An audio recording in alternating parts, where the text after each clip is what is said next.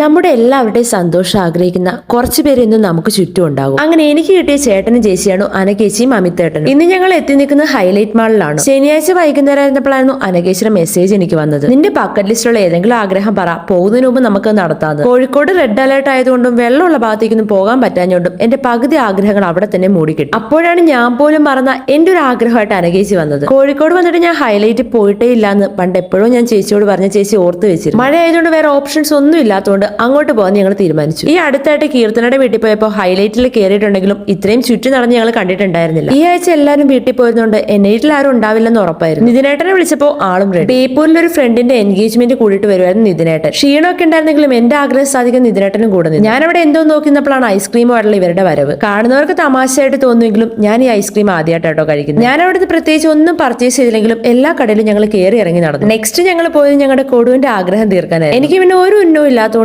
ഞാൻ ഈ പരിപാടിക്ക് പോയതേ ഇല്ല. മാളിലൊക്കെ ഇപ്പൊ എന്താ പോവാനിരിക്കുന്നത് എല്ലാരും വിചാരിക്കുന്നുണ്ടാവും. പക്ഷെ ഒരു വട്ടമെങ്കിലും ഇതുപോലെയൊക്കെ പോകണം. അനകേച്ചിയുടെ അമിതേട്ടന്റെ ഫോട്ടോ എടുത്തു കൊടുക്കാന്ന് പറഞ്ഞ് നിർത്തിയതാണ് പാവ അവരെ. സംഭവം എന്താ വെച്ചാൽ പിന്നിൽ ആ കുട്ടിയുള്ളത് ഇവർ രണ്ടാളും ശ്രദ്ധിച്ചിട്ടേ ഇല്ല. കൊടുവിന്റെ ഐഡിയക്ക് കൊടു പറയുന്ന പോലെയൊക്കെ അവര് പോസ് ചെയ്തു. ഇങ്ങനെ എന്തേ പറയണമെന്ന് ഞാനും വിചാരിച്ചെങ്കിലും ഫോട്ടോ കണ്ടപ്പം കാര്യം പിടി. അവിടുന്ന് ചെറിയൊരു ചായയൊക്കെ കുടിച്ചിട്ട് കുറെ നേരം വർത്താനം പറഞ്ഞിരുന്നു. പിന്നെ ഞങ്ങൾ നേരെ വിട്ടു അടുത്ത സ്ഥലത്തേക്ക്, അതും എന്റെ അടുത്ത ആഗ്രഹം തീർക്കാൻ.